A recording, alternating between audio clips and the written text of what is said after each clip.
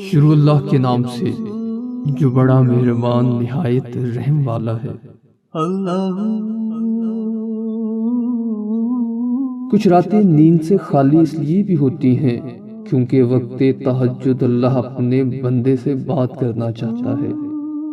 وہ تمہیں سزا نہیں دے رہا بلکہ یہ تکلیف اور بے سکونی تو تمہیں اس تک لے جانے کا ایک بہانہ ہے۔ وہ سب ظاہر و چھپی باتوں کو جانتا ہے، بس وہ تم سے سننا چاہتا ہے۔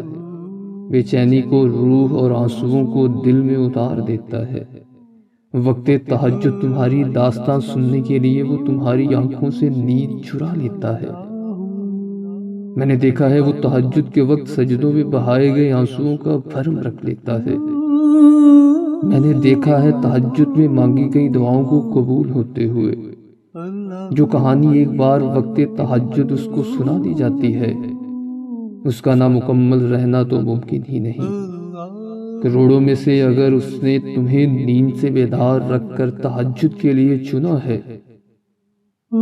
تو یہ کوئی اتفاق نہیں ہے۔ تو پھر اپنے دل سے وسوسوں کو نکال دو۔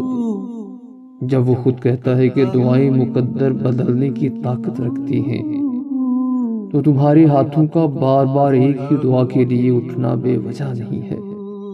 اپنی دعاؤں پر یقین رکھو اور مطمئن ہو جاؤ، کیونکہ وہ انہی دعاؤں کو تہجد تک لاتا ہے جن دعاؤں کو اس نے معجزات کی صورت میں قبول کرنا ہوتا ہے۔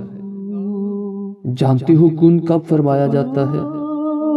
جب تم اللہ سبحانہ و تعالیٰ پر توکل کرنا سیکھ جاتے ہو، جب تم کامتی آواز کے ساتھ تہجد کے وقت اللہ سبحانہ و تعالیٰ کے سامنے اپنی فریاد لے کر کھڑے ہو جاتے ہو، جب تم اپنی ساری بے بسی کو سامنے رکھ دیتے ہو، جب تم مکمل یقین کے ساتھ 5 وقت اس کے سامنے کھڑے ہو جاتے ہو،